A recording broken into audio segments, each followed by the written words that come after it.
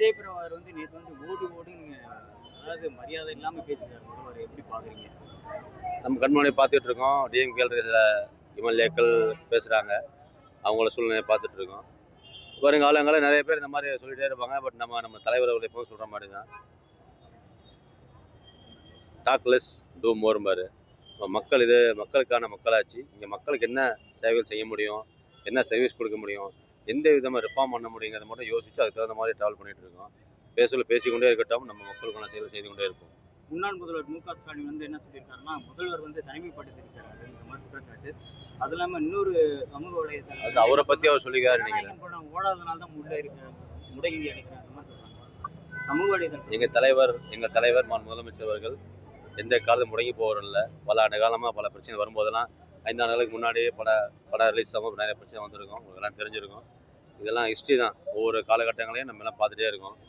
எதையும் மறைச்சி ஒழிச்சு பண்ணுறது கிடையாது. சமூக ஊடகங்களையும் சரி, மக்கள் மையங்களையும் சரி, எல்லா பிரச்சனைகளையும் கண்கூடாக அனைத்து மக்களும் பார்க்குறாங்க.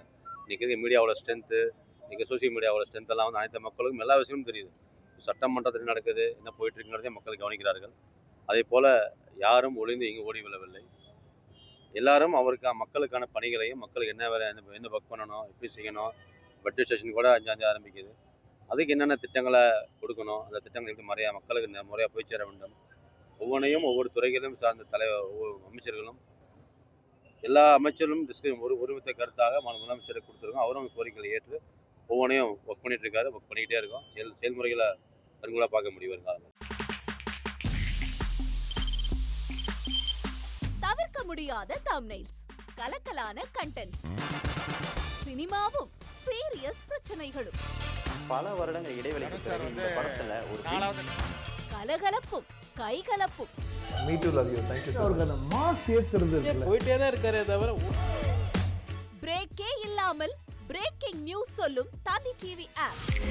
இன்ஸ்டா தலைமுறை வரை இறங்கி அடிக்கும் தந்தி டிவியின் டிஜிட்டல் எக்ஸ்க்ளூசிவ். அது தண்ணிக்குள்ள போகும்போது ஹேங் ஆயிடுச்சு. உங்களுக்கு விஜய் சார் எந்த அளவுக்கு ரொம்ப பிடிக்கும்? Of course, Malayalis are huge Vijay sir fans. ரெண்டு பேருமே ரொம்ப பிடிக்கும் எனக்கு.